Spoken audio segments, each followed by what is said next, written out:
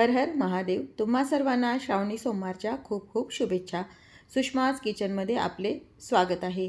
श्रावणातल्या उपवासाला दुपारच्या किंवा संध्याकाळच्या वेळी काहीतरी गरमागरम आणि खमंग खाण्याची इच्छा होते. म्हणूनच आज आपण बनवणार आहोत श्रावणी सोमवार विशेष बाहेरून अतिशय कुरकुरीत आणि आतून मऊ लुसलुशीत साबुदाणा वडा. अनेकदा वडे तेलात विरघळतात किंवा तेलकट होतात. तसे होऊ नये म्हणून मी काही सोप्या टिप्स सांगणार आहे. सोबतच वड्याची चव वाढवणारी उपवासाची खास चटणी सुद्धा आपण बनवणार आहोत. चला तर मग रेसिपीला सुरुवात करूया.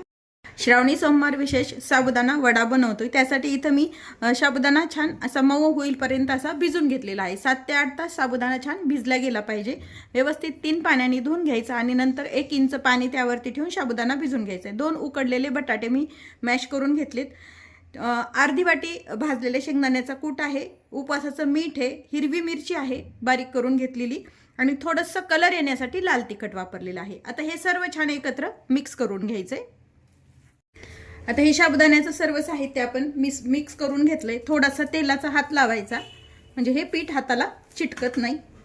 तयार करून घेतलेलं पीठ जे आहे 5 ते 10 मिनिट व्यवस्थित झाकण ठेवून असंच ठेवून द्यायचंय. तोपर्यंत आपण यासाठी लागणारी चटणी तयार करूया. बनवण्यासाठी उपवासाची इथे मी 3 चमचे घट्ट दही घ्यायचे. दही मीडियम आंबट असावं, फार जास्त नाही व फार कमी नाही. आणि दही थोडंसं फेटून घेऊया म्हणजे याच्या गुठळ्या चावळ्या मोडून घ्यायच्या. तर मध्ये थोडंसं पाणी टाकून घ्यायचंय. फेटून झाल्यावर पाणी टाका आणि पुन्हा मिक्स करून घ्यायचंय. जशी तुम्हाला चटणी घट्ट पातळ हवी त्या प्रमाणात तुम्ही दही किंवा पाणी वापरायचे. आता यामध्ये भाजलेल्या शेंगदाण्याचा 2 चमचे कूट घालायचा आहे. अर्धा चमचा कुटून घेतलेली हिरवी मिरची, चवीपुरतं उपवासाचं मीठ टाकायचंय, थोडीशी साखर घालून घ्यायची. चटणीला तडका द्यायचा आहे. त्यासाठी इथं मी शेंगदाणा तेल गरम करून घेतलंय. तुम्हाला जर उपवासाला जिरे चालत असतील तर ते तुम्ही वापरू शकता. मी इथं फक्त लाल मिरची टाकून घेतेय. तडका देणं पूर्णपणे ऑप्शनल आहे. फक्त तुम्ही अशी चटणी ठेवली तरी चालते. यावरती हे टाकून घ्यायचं आहे आणि सर्व छान मिक्स करून घ्यायचंय. साबुदाणा वड्यासोबत लागणारी आपली चटणी तयार आहे. पीठ छान भिजलेलं आहे आपलं. हाताला थोडंसं पाणी किंवा मग तेलाचा हात लावायचा आणि याचे छोटे मोठे साधारण मीडियम साईजचे वडे तयार करून घ्यायचे.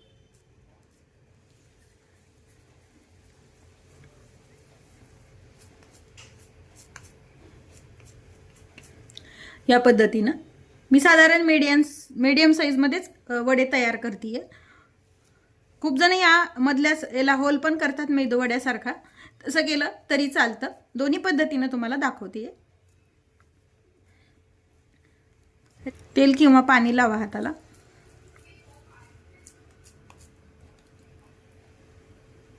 आणि मेदू वड्यासारखं मध्यभागी होल करून घ्यायचं. दोन्ही पद्धतीनं करता येतात. आता राहिलेल्या पिठाचे आपण सर्व वडे तयार करून घेऊया. दोन्ही पद्धतीनं आपण साबुदाणा वडे तयार करून घेतले. तर साबुदाणा वडे तळण्यासाठी इथे मी शेंगदाणा तेल गरम करायला ठेवलेलं आहे. थोडंसं वड्याचं जे पीठ आहे ते टाकून पाहायचं. टाकल्यावरती आलं तर म्हणजे आपलं तेल हे व्यवस्थित तापलेलं आहे. आपण एका वेळेला साधारण 1 किंवा 2 तेलाचं जसं प्रमाण आहे तसे वडे यामध्ये टाकून घ्यायचे. खूप एकदम टाकू नका, नाही तर वडे फुटायची पण भीती असते. तेल व्यवस्थित तापल्यानंतर मीडियम हीटवरती वडे आपल्याला तळून घ्यायचे म्हणजे व्यवस्थित आतपर्यंत छान तळल्या जातात. एकदम कमी पण गॅस ठेवू नका, नाही तर मग एखाद्या वेळेस वडे फुटतात.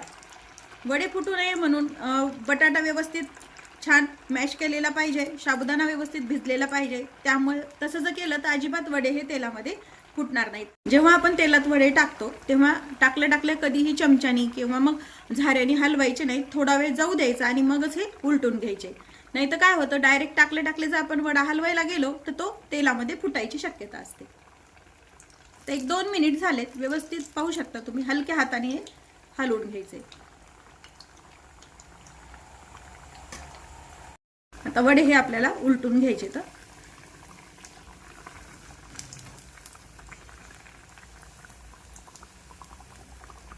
एक साइड व्यवस्थित तळून झाली आपली. छान गोल्डन ब्राउन कलरवर येईपर्यंत वडे आपल्याला तळून घ्यायचे.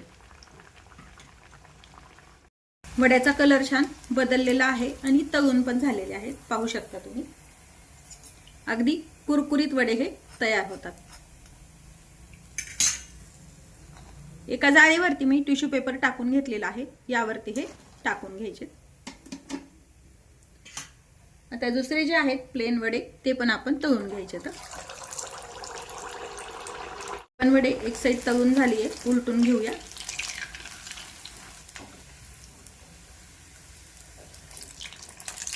दोन्ही साइडने छान खरपूस तळून घ्यायचे। हे पण वडे आपले छान तळून झालेले आहेत।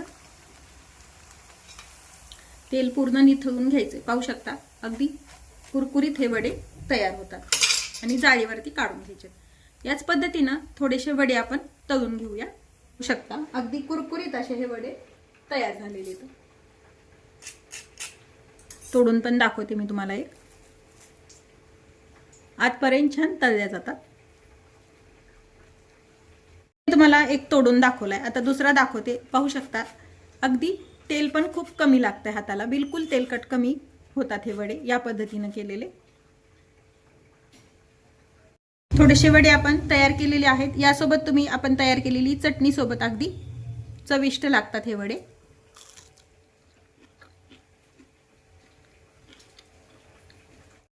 तर मैत्रिणींनो, आपला श्रावणी सोमवार स्पेशल कुरकुरी साबुदाणा वडा आणि चमचमीत चटणी तयार आहे। या श्रावणी सोमवारी ही रेसिपी नक्की ट्राय करा। तुमचे वडे कसे झाले हे मला कमेंट करून सांगायला विसरू नका। आजचा व्हिडिओ आवडल्यास व्हिडिओला लाईक करा, तुमच्या ग्रुपवर शेअर करा आणि अशाच उपवासाच्या पारंपरिक रेसिपीज पाहण्यासाठी सुषमाज किचन चॅनलला सबस्क्राईब करायला विसरू नका। पुन्हा भेटूया अशाच एका खमंग रेसिपीसोबत। तोपर्यंत मस्त खा, स्वस्त रहा। Bye bye. व्हिडिओ पाहिल्याबद्दल धन्यवाद।